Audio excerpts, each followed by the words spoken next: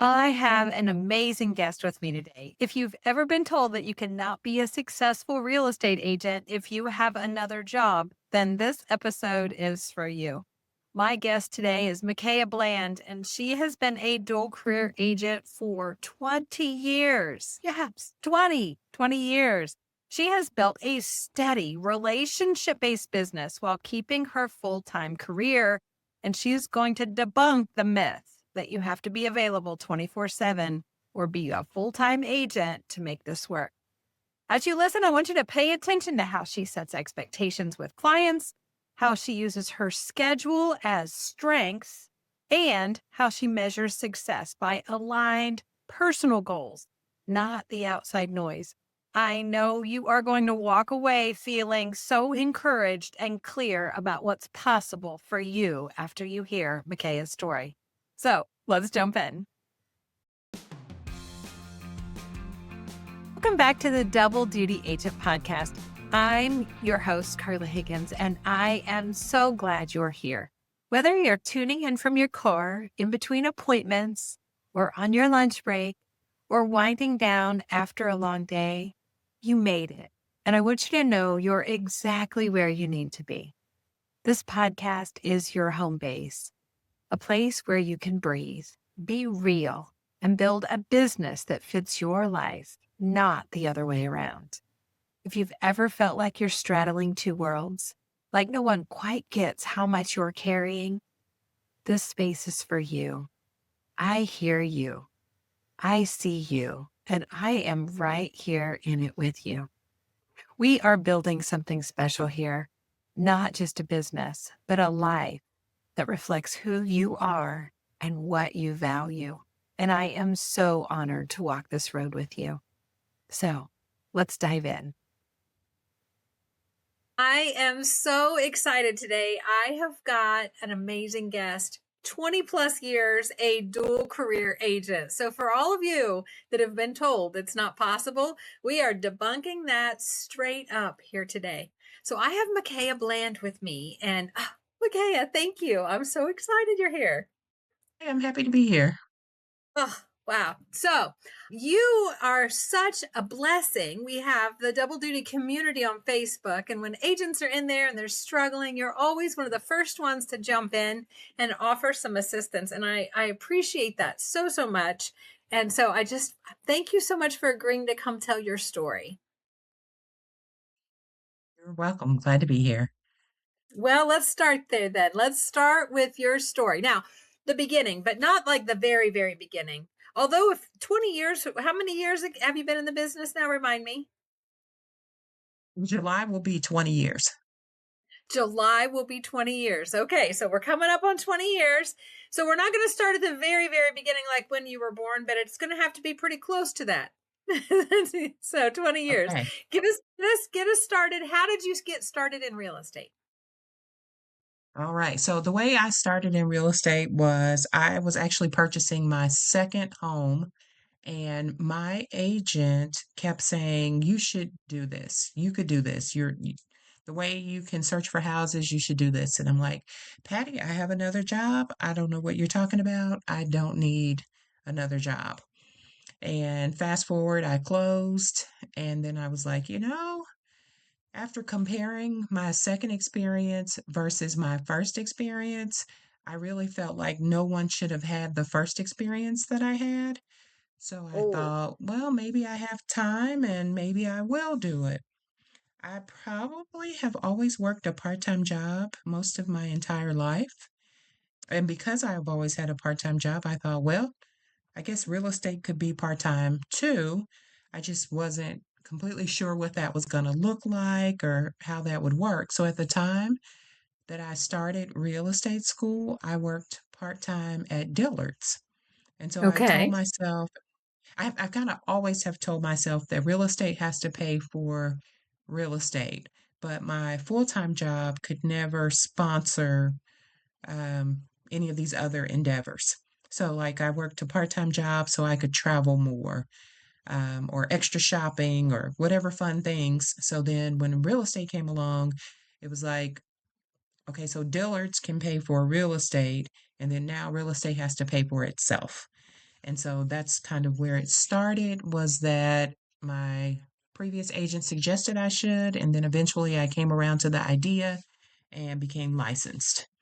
And then from Okay. there, Well, um, the way it kind of started as a referral based business from the very beginning. So, a guy who I worked with at my full time job had some difficult properties. He sort of thought he was going to get into investing, and it wasn't turning out very well. So, he had some properties that he needed to sell. And so he thought, well, if you now are licensed, because he had kind of been just as casual conversation telling me about the properties. So then I casually mentioned that I was going to real estate school. And so he was like, you can practice on me. And so that's how I got my first clients, was through my coworkers in conversation. And so then that's how I got my first listings. And then and my they were first difficult buyer ones. came. Yeah, and they were difficult ones, because they were distressed, probably Yeah. before distressed was cool. And so he paid too much, and um, so they were harder to sell. And if I'm not mistaken, one of them actually did go into foreclosure, and then one of them I was able to get sold. And then my first buyer contract came from one of my friends at church. She was like, "Oh, good, I've been wanting to buy a property. Let's find one." And so I'm like, I don't know what I'm doing." And she said, "Oh, good, I don't either. So we'll figure it out together." So often agents have this belief that nobody's going to work with them because they're brand new, and what I'm hearing from you is that wasn't the case at all. No, not at all. I actually ran into people who were perfectly okay with me telling them, and them knowing right up front that I was new, I didn't know what I was doing, and that I literally would be practicing on them, and they were okay with that. And so we kind of just ran with it. And then from that, it just kind of turned into like word of mouth business. So people would constantly just tell someone else, or yeah, it was just that they would tell someone else, and then that person now would want me to help them. And so I kind of call myself like non-traditional in all aspects. All of the textbook things, all the handbook things that they say you should do, how you should market yourself, how you should advertise, all of those things that they tell you to do, I probably did none of them. So the word of mouth had to start with you, because I'm assuming that the person that you worked with that had investment properties to sell and the person that you helped buy a home from your church, they found out from you that you were in real estate, correct? Yes. So you were talking to people and telling them that you had your real estate license. Yes. Well, Yeah. I say Yeah. talking, just, initially it started out with, oh, yeah, I'm going to real estate school. We'll see how it goes. And then, like my coworker, he was like, oh, I have these properties that I need to sell. Do you want to help me with that? I'm like, I don't know what I'm doing, but if you want me to help, then I'll help. And then pretty much was the same story with my friend at church. We actually were ushers together. And so like prior to a usher meeting, then we just chit chat. Like, oh, what are you Yeah. doing these days? Well, I'm taking real estate classes. Oh, I thought you worked at Dillard's. I do work at Dillard's, but I'm taking classes in real estate. And where did you leave your other job? Like, no, I didn't leave my other job either. It's like I have to have something to do, I guess. And so I'm staying busy.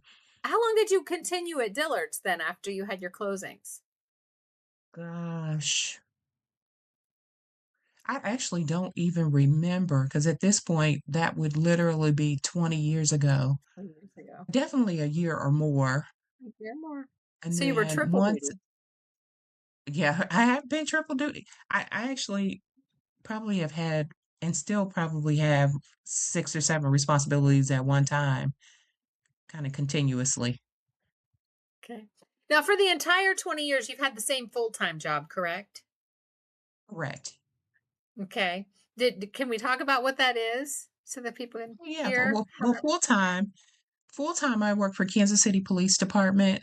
At one point, I was what we call just an administrative assistant, which also means that I work at the front desk. So I would say that any crime that will not lead to an arrest. So that would be like if you were parked at an event and someone broke into your car and there's no suspect information.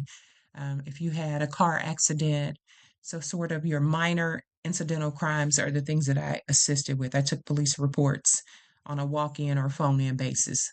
And I did that for probably about 18, 19 years. And then these past 4 years, I am now the division secretary for the traffic unit, still with Kansas City Police Department. Awesome. So you were telling me when we were talking that you have sometimes a bit of a unique schedule. So it's not like a 9 to 5. Correct. So for the first 18, 19 years of my life, I've always worked what we refer to as a wheel. So I had a rotating schedule. I've always worked the early schedule. So I've worked 5:30 to 3:30, 6 to 4. I think 4 is about the latest I've ever worked. And then my days off would rotate. So it was never standard Monday through Friday. I'd be off for Tuesday, Wednesday, Thursday, Friday. And then when it got to the weekends, then you'd had like 2 4-day weekends in a row. So I've always had some sort of rotating schedule. And then when I switched over to the traffic unit, it was the first time actually in my adult life period that I've had a Monday through Friday job.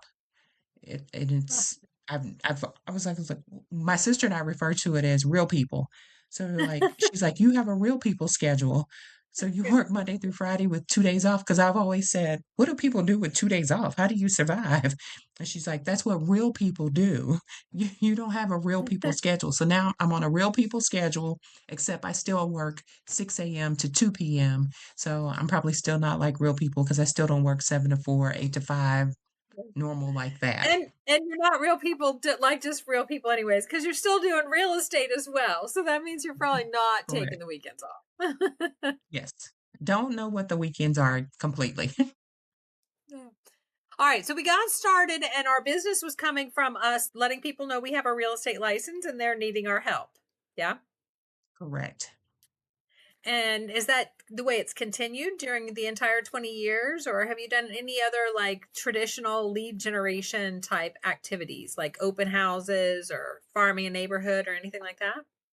No. I typically don't do open houses. I jokingly but factually don't have 3 hours that I can sit. Like I just don't. Um, my nieces and nephews, I don't have any kids of my own. I have nieces and nephews, and then I say I'm so good at it, I became a great aunt as well. And Oh, so they call me Putty.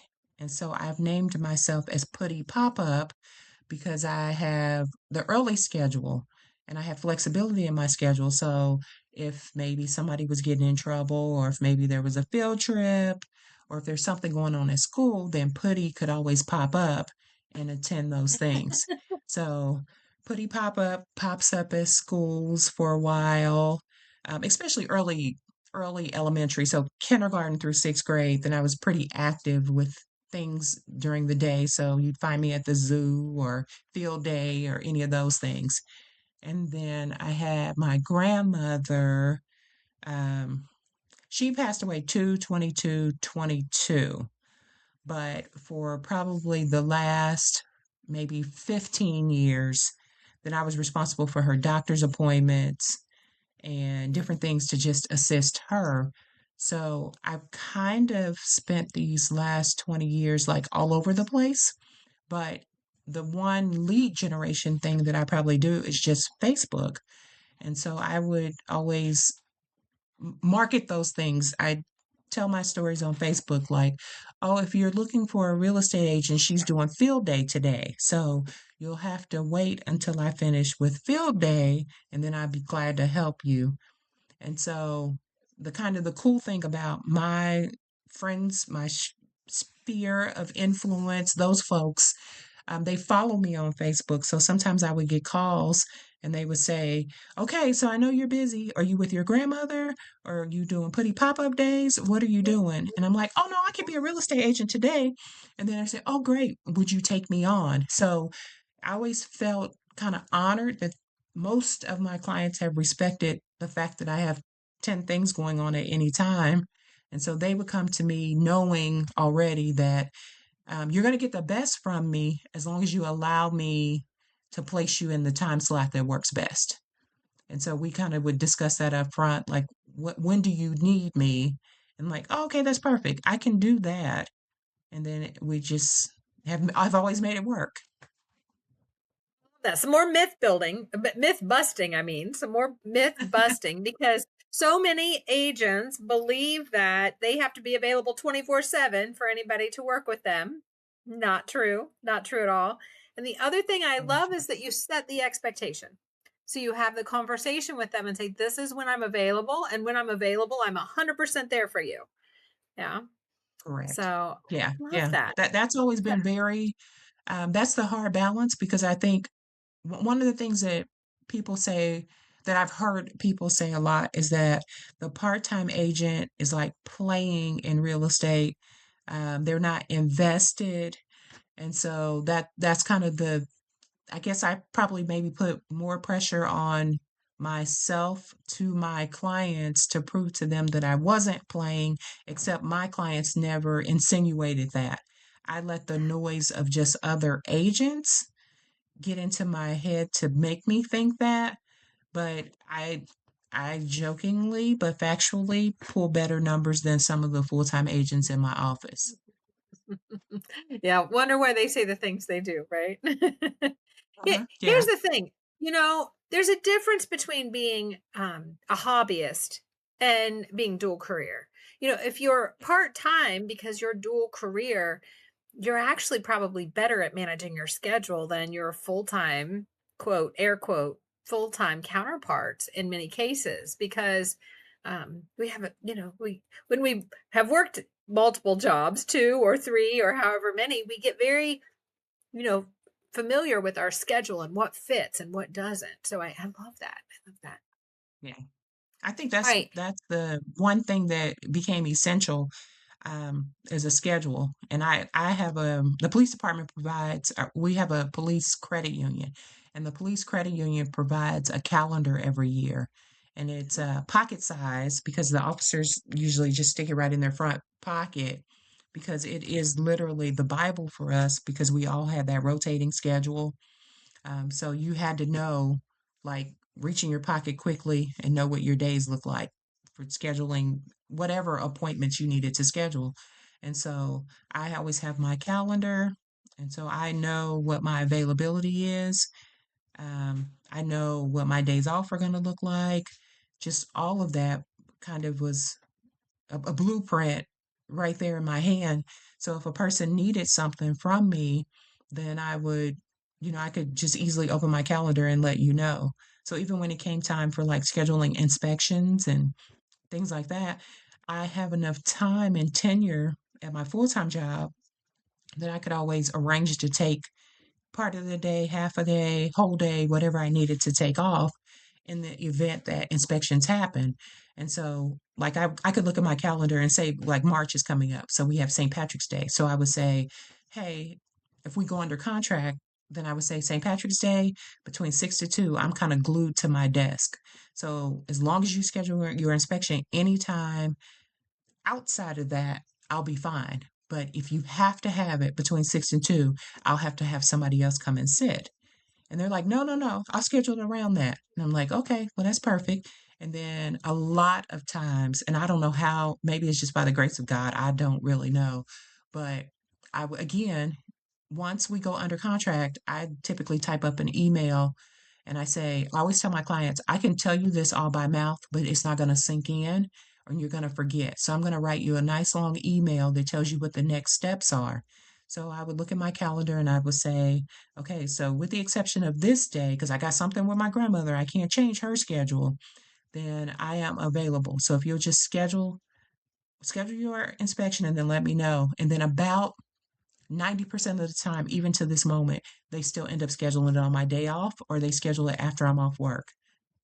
So even when I can take off to be of more service, they still schedule it Right. I outside have of to. my work schedule. So I never had to take off for anything. Mostly I don't I have to love take off for things.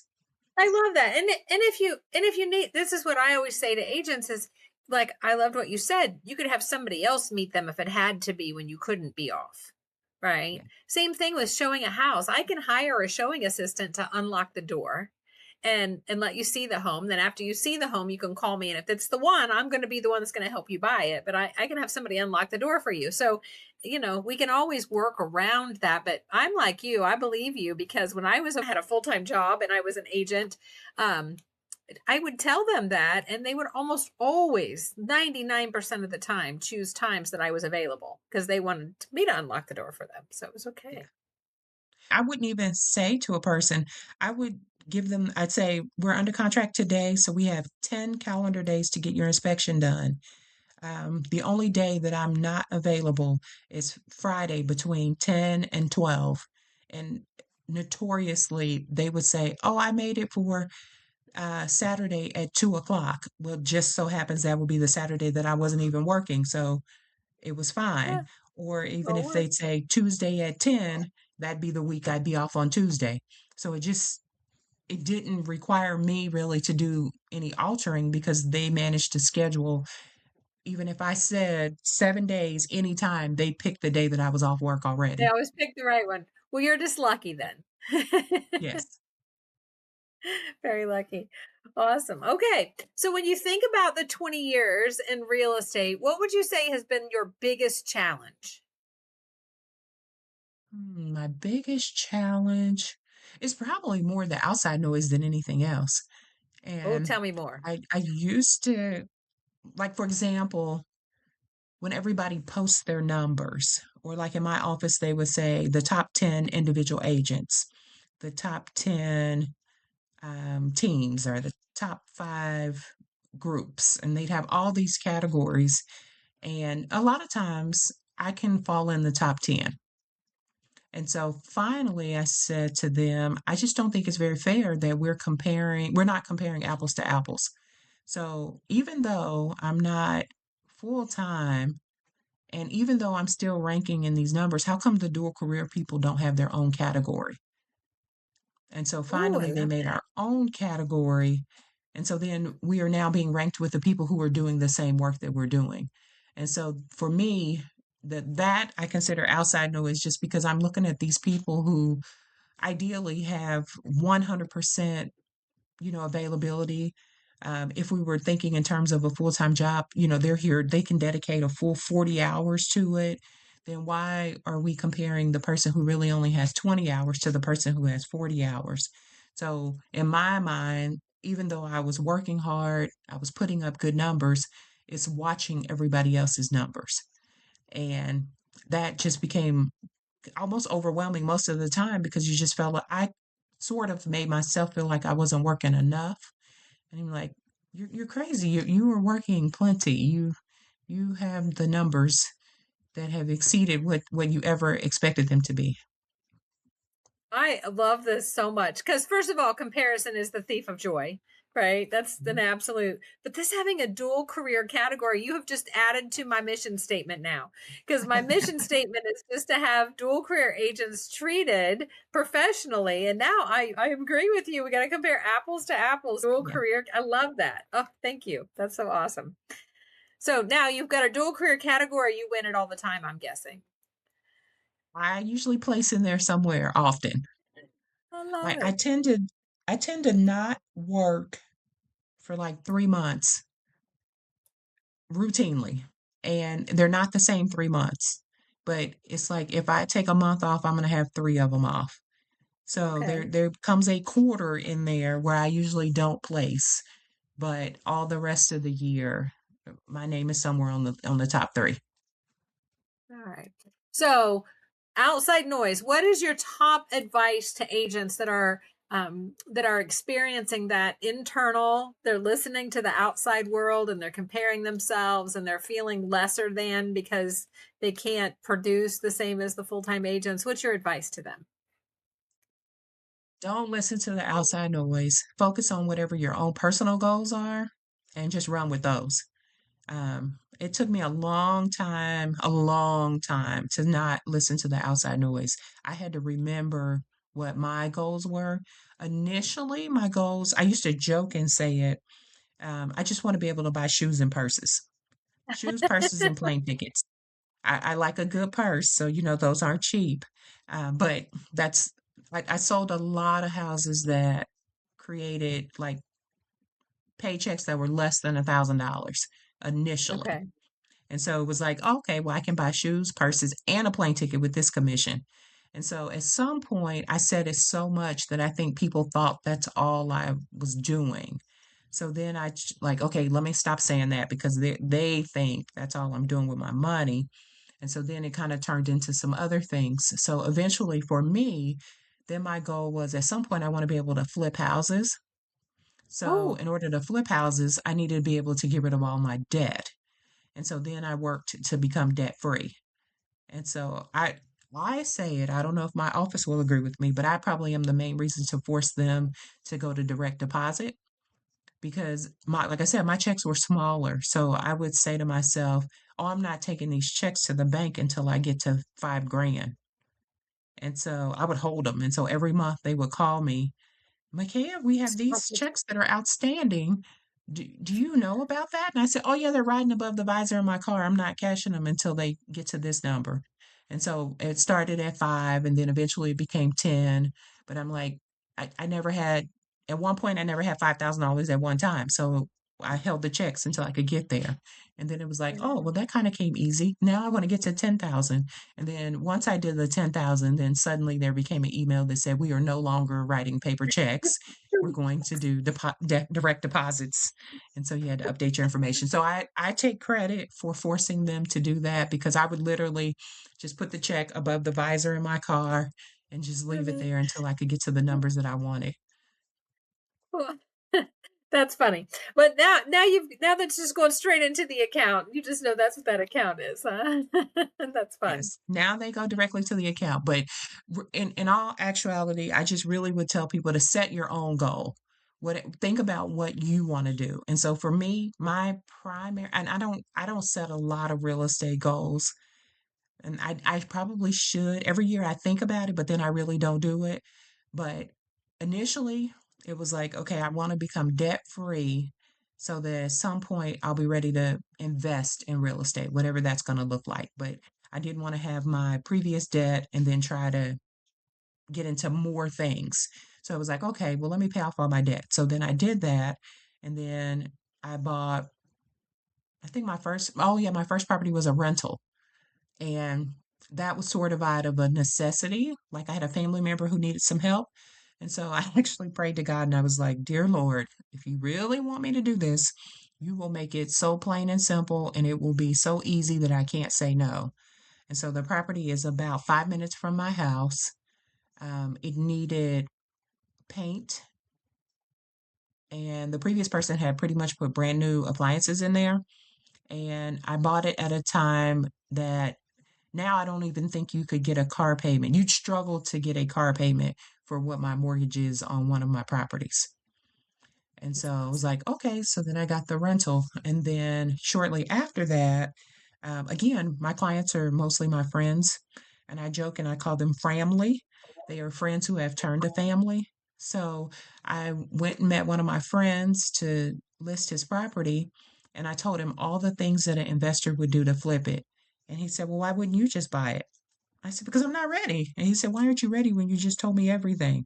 So we went round and round, back and forth. And his parting words to me was, you have 48 hours to decide that you can buy this before I let you put it on the market.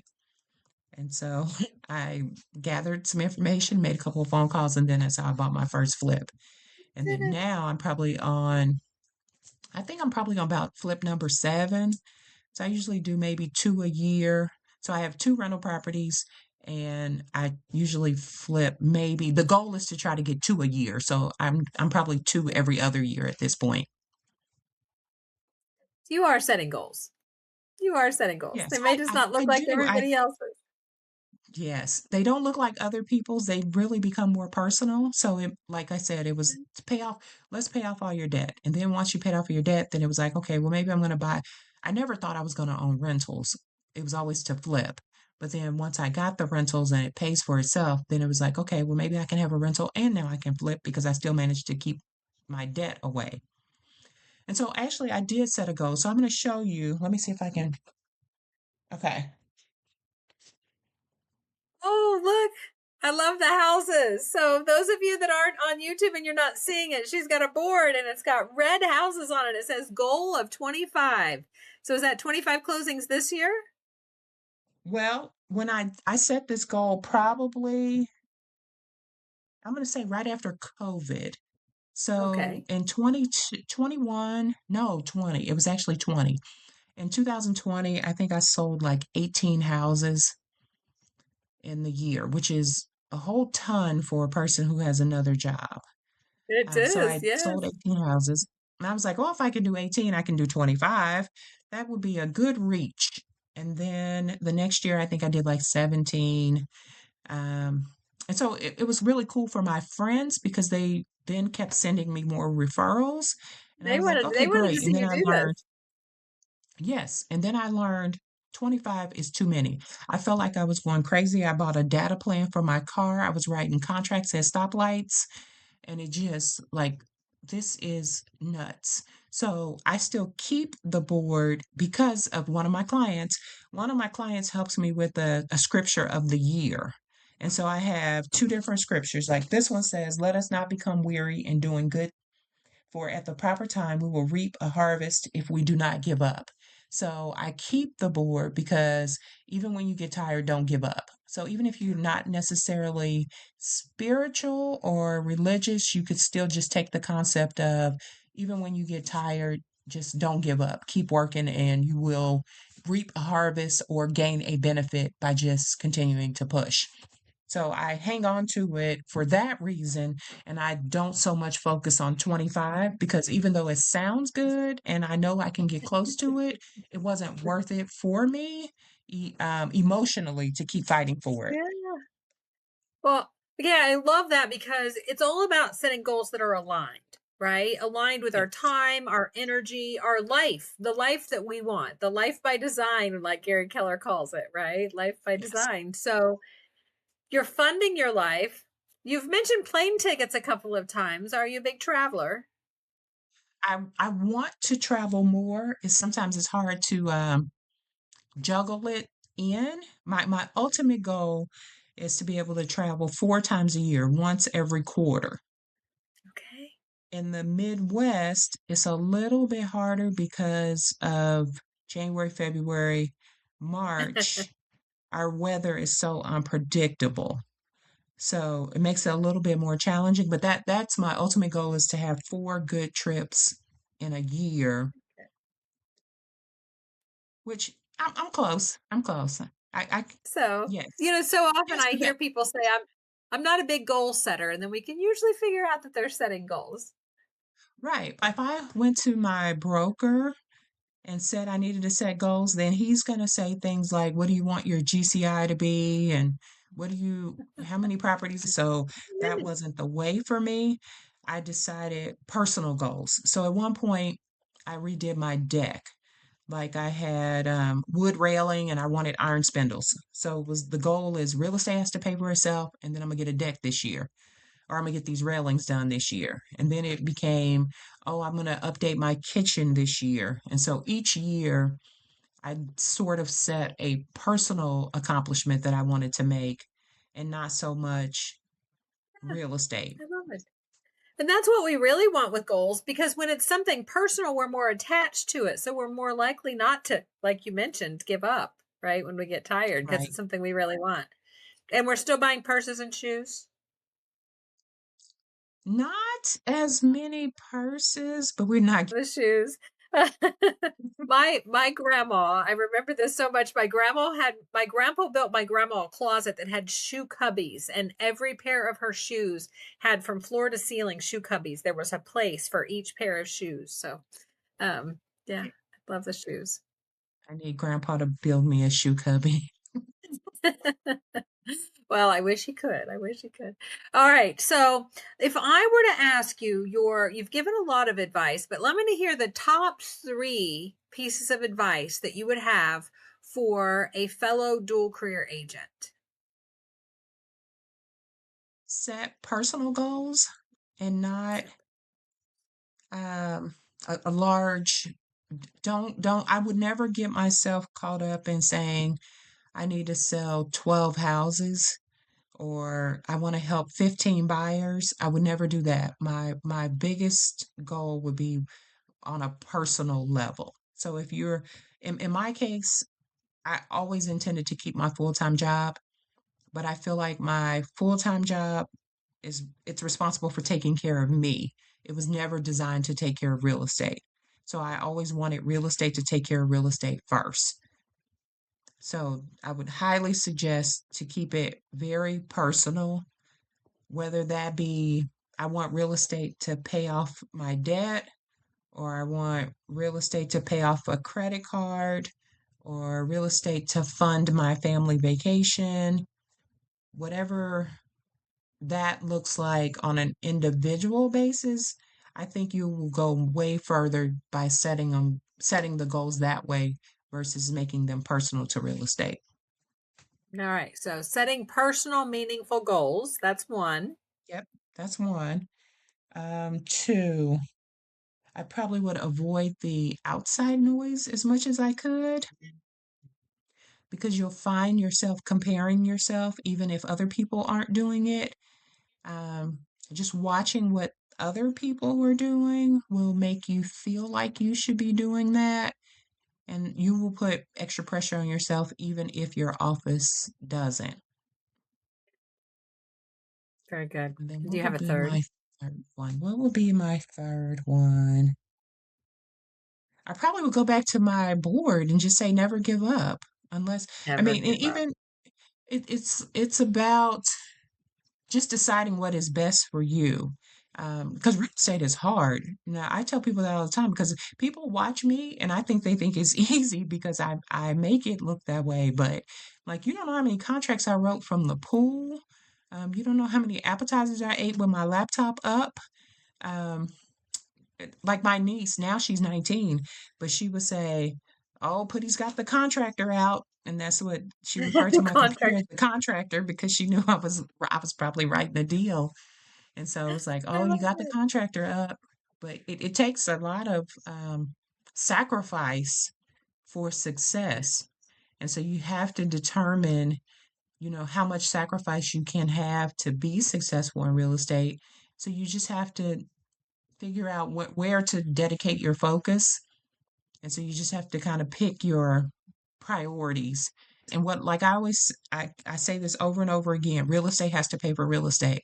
So you need to learn how many fees you have in real estate.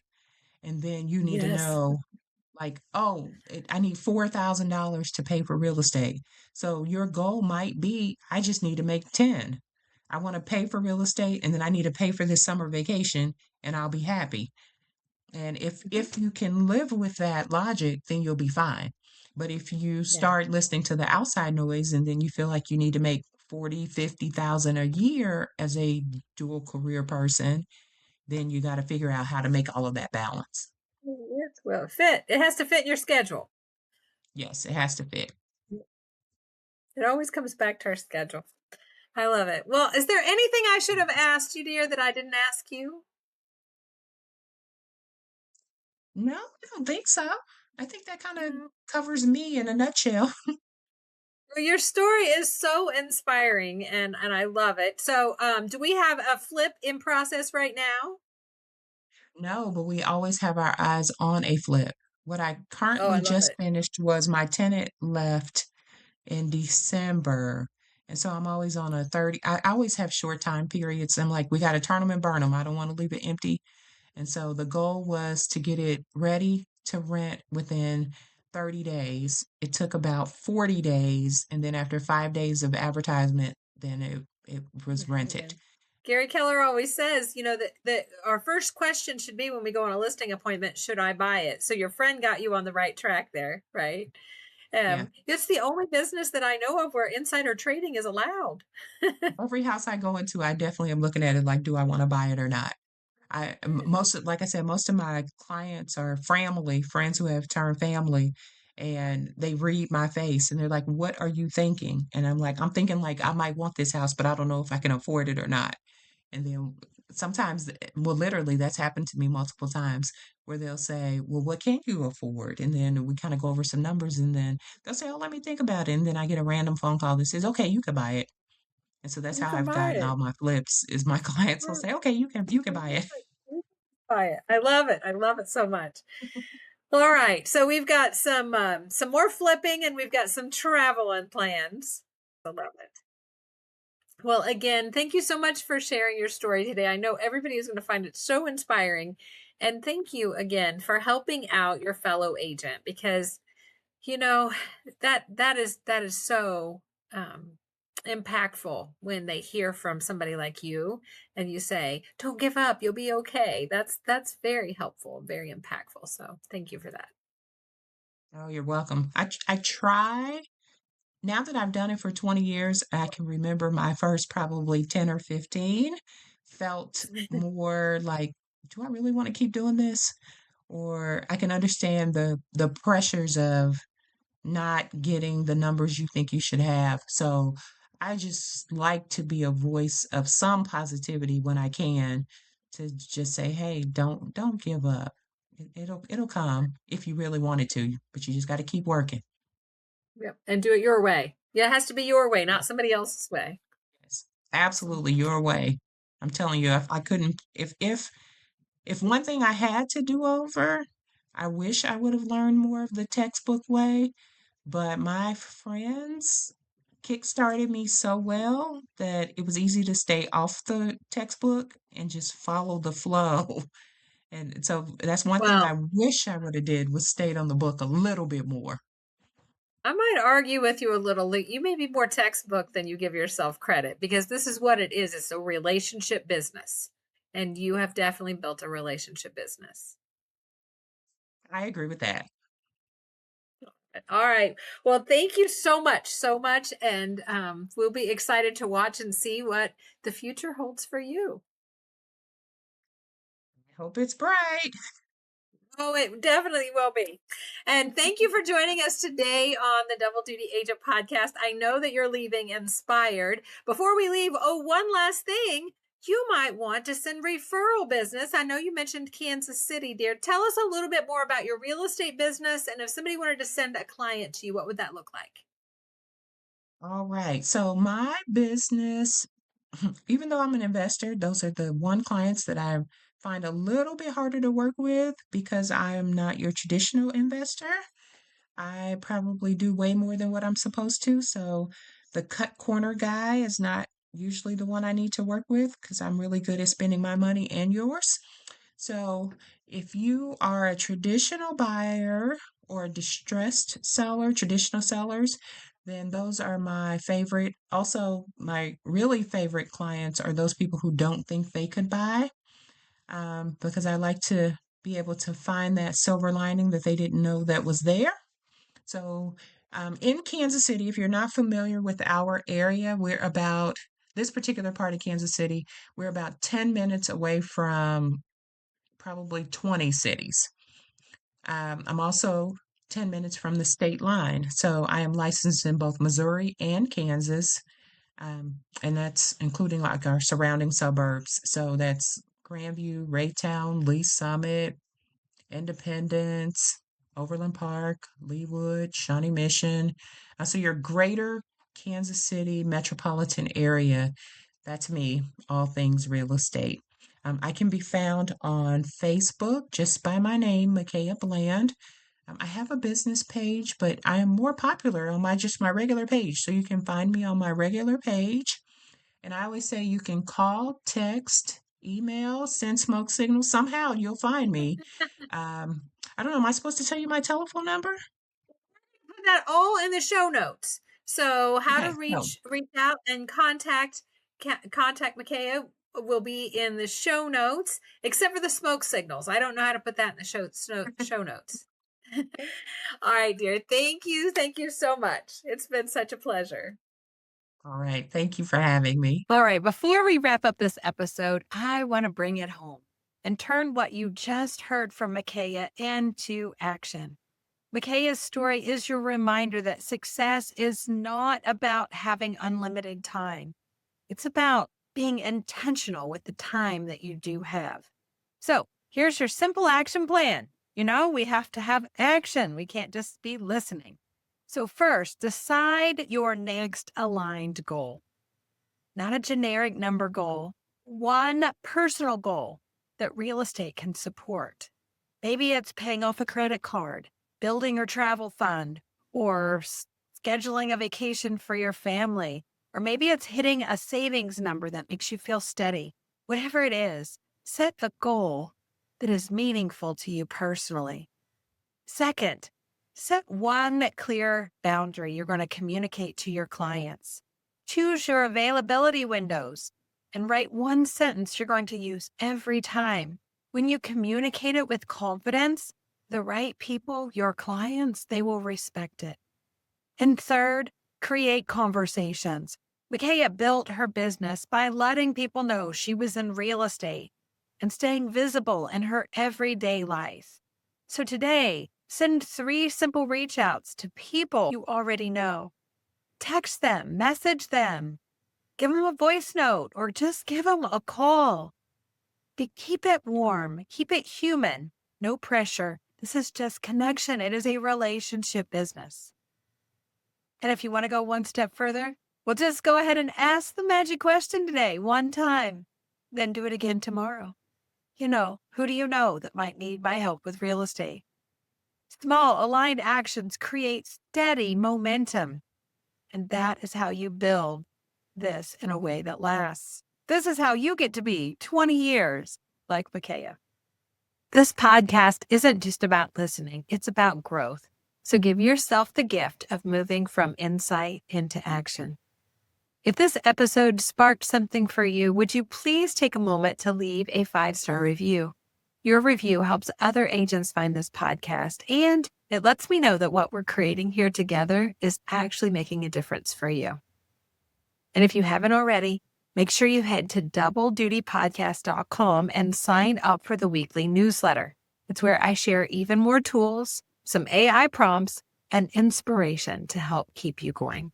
We are building a real community here, and I'd love it if you would share this episode with just one other agent you know. That's how this grows, and that's how we support each other. Thank you so much for spending this time with me. I am so grateful for you. Thank you for spending this time with me. I am so grateful for you. Keep growing, keep building, and keep rising as a double duty agent. Double duty by design, your design.